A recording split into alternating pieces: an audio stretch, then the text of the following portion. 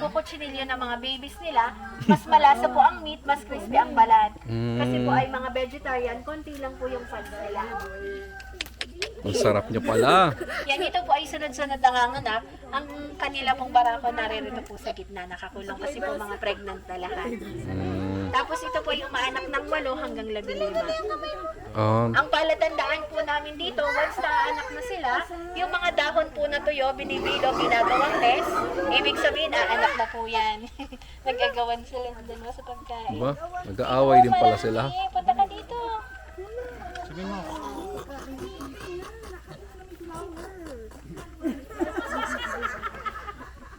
Dito. May nakaharang.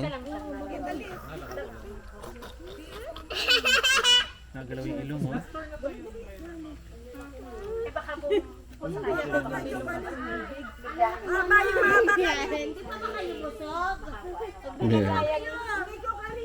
Ang lalaki niyo ga. Pwede ba kasi mo sir mag-walk pwede? Dadaan lang po kayo doon, tapos diretso lang, ikot lang kayo sir. Yung didaanan lang. Napakain eh. Busog na. Bitawan mo na doon. Ayaw na kumain. Okay po, next naman po natin sa mga duck naman po tayo. Mga anak. Ang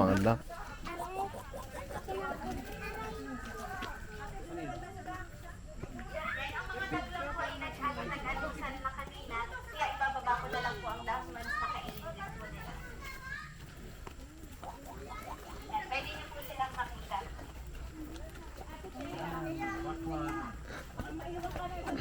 Busog na sila.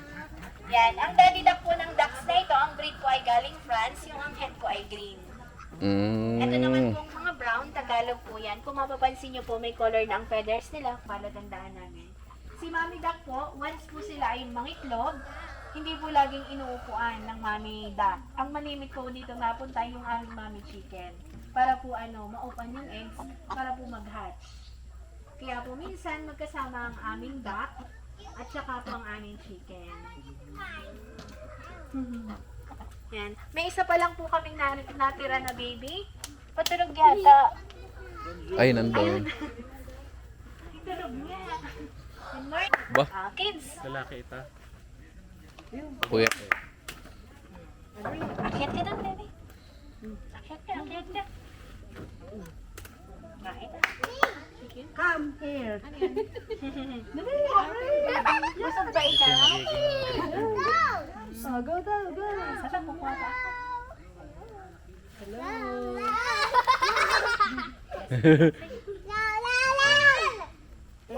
Mas madami. December.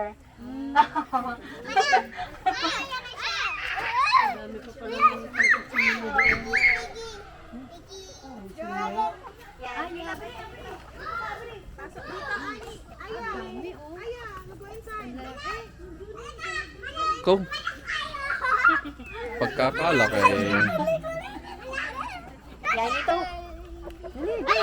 Ako yung kamay mo. Pasok po kayo dito para po kayo makapasok. Chicken, dalawa. ibang taong bata eh. Ako naman. Ayan, para malayo.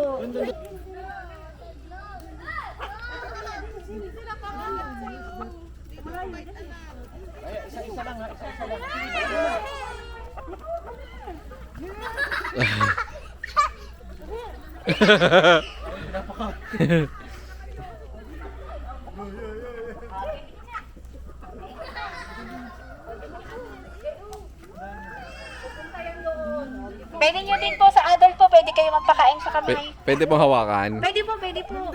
Buhatin mo. Gaganunin ko lang. O ano lang po yun, sir. Depende po sa pag na-post. Go.